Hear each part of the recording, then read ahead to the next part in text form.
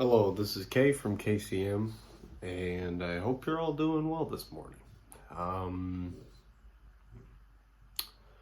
This is a Sunday espresso discussion, and it is Sunday. Don't ask questions. I know I look like it's a work week day, and this is going to be a Sunday video, so it's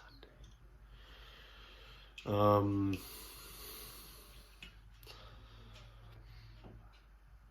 I have an espresso here, and like the last couple videos I did on espressos, freshly ground, freshly brewed, just now, and it's from these guys, Ron's Beans in Portage, Michigan. It's an Ethiopian Yirgacheffe, and so I wanted to talk a little bit about that and just kind of get some thoughts out there. So I didn't want these videos to be too formal,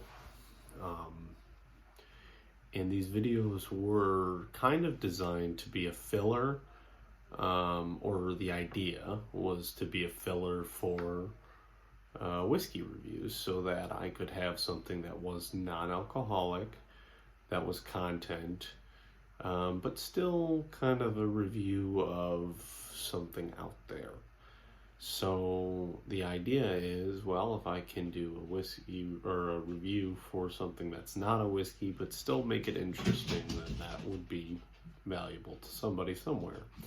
I don't want it to be too formal for another reason, which is I don't know anything about coffee, and I only recently started drinking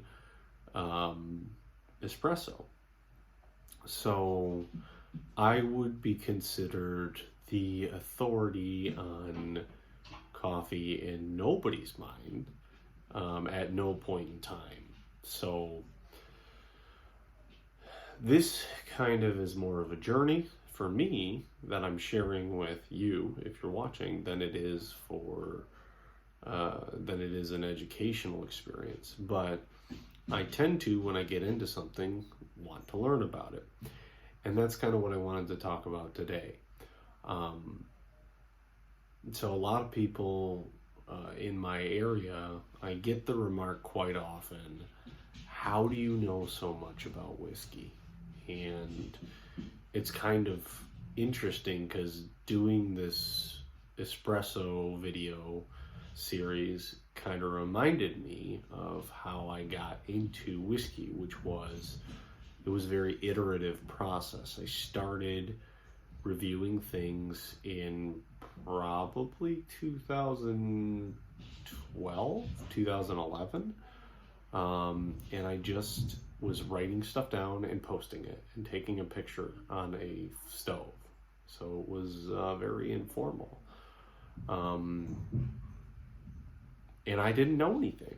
I was doing reviews of beers, and bourbons, and scotches, and all this, and I didn't know anything about any of them, and I just kind of wrote down what I thought of them, wrote tasting notes, posted them, and then as I got more invested, I did more things, learned more, and then I started doing whiskey tastings, which drove me to further my education, because even at that point when I started doing whiskey tastings, which was probably in 2015, I wasn't prepared to do whiskey tastings. I wasn't an authority on whiskey, and I'm still probably considered not an authority on whiskey. I think I could manage against a normal, distributor, salesperson, whatever, but I certainly have not sat down with the whiskey greats of the world and picked their brains. So I wanted to kind of muse on that a little bit, because from a knowledge perspective, you don't have to be good at something to start kind of documenting your journey through it, and that can oftentimes drive your knowledge, which is cool. So with that said, I wanted to talk a little bit about this, because I learned a few things about coffee that were interesting. primarily what it means to be a certain type of coffee and what that looks like in terms of quality or characteristics. So, for example, I know that one of my most common go-to coffees or beans has been an Arabica illy. What I didn't know was that Arabica is it's a varietal cultivar. I don't know what the word is. It's a type of coffee plant. So 60% of all coffee is Arabica coffee, regardless of quality or whatever. It's just what it is. So when I was making my first video and saying, hey, this is Arabica, it's like, yeah, but, so is a bunch of other stuff. And then there's Robusta, and I have it up because I was just reading it. I want to get this right because I don't have it right yet. Robusta, I got that one, and Excelsa and Liberica. So those are 4 types of coffee beans. So if you're drinking, I guess Liberica and Excelsa are the same varietal, but very different. So yeah, if you are drinking coffee, you are drinking one of those types of coffee. And then it goes to region and then it goes to style and growing conditions and fermenting conditions and all these different things that define the characteristics of the coffee, which makes it very interesting. So back to this coffee I'm drinking now, this espresso I'm having. This is an Ethiopian Yirgacheffe. I think I'm saying that right. And that it means it's from Ethiopia, for starters. And secondly, it's a Yirgacheffe, which is a type of coffee variety or type of bean variety that is washed, and it has a certain characteristic and a certain flavor to it. I really liked this when I was drinking it, and I thought that that this might be a new favorite of mine. And so I thought, well, I should do a video to talk about it. And as I was doing research, one thing I read is, so this is a dark roasted coffee, and they said that this actually tends to be better as a medium roast because there's a lot of fruity flavors and a lot of characteristics that the dark roast kind of overshadows or oversimplifies. So there's a lot of interesting things to learn when it comes to everything in life, really. And we tend to oversimplify things for practical purposes. I find that to be very true of politics. It's much easier to argue on the basis of binomial discussions, right? Something is or isn't, than it is to discuss things on the basis of gray area, because gray area becomes so nuanced and so complex that most people never reach the end of that discussion point. So, but there's a real beauty and fascination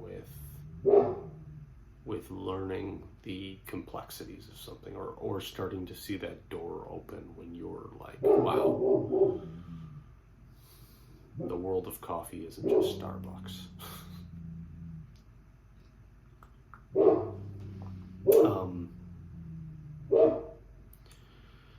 Yeah, so I really like this coffee. I do tend to prefer the darker roast, but I also am very interested to try an Ethiopian Yirgacheffe that is medium roast. I'm not sure why these guys decided to do a dark roast. Maybe they just prefer it that way. But I'm going to make a concerted effort to go and try a single source, single location Ethiopian Yirgacheffe that's medium roasted. I don't know where I'm going to get that yet, but when I do try it, I'm interested to see how it differs from this right now. So, the dark roast, obviously, it's very chocolatey. Not obviously, I shouldn't say obviously. It's chocolatey. It is somewhat acidic and floral. There is a sense of flatness in the body that I think might come from a couple of things. Maybe it's not so fresh of a roast. Maybe it's because of that dark roast, it kind of took out some of that acidity and sharpness that might add some roundness to the coffee flavor. I don't know. That's the other thing is that, you know, when you're trying things, it's only when you start paying attention that you start realizing the complexity of things. And this is very true of whiskey. When you look at a whiskey, when you look at a situation where somebody says, oh, I can't tell the difference between this and that, chances are it is 99% because they're not paying attention and 1% because their palate is unable to discern it. And what I mean by that is, I don't think anybody is incapable of telling the difference between these things, whether it be coffee or whiskey or wine or a nice steak. It's being able to identify the differences and process them in your mind. Discern in your mind what those differences are. That's the part that people struggle with, and it's more so, I think, because they just don't try. People don't drink something and go, what is that? It's a part of the brain that might not get exercised as much. So anyway, those are my thoughts for today. I hope you enjoyed this. I will try and go into more detail about these different types of coffee beans and stuff as I go along, but that's the journey portion of it. It's not just about being all-knowing right off the bat. It's about exploring, learning, and over time I'll probably learn more and figure out what I like and have some solid recommendations, and we'll see. Maybe that's true, maybe it's not, but I'm running low on this, and then I will have another couple of blends that should be interesting. Thanks for watching.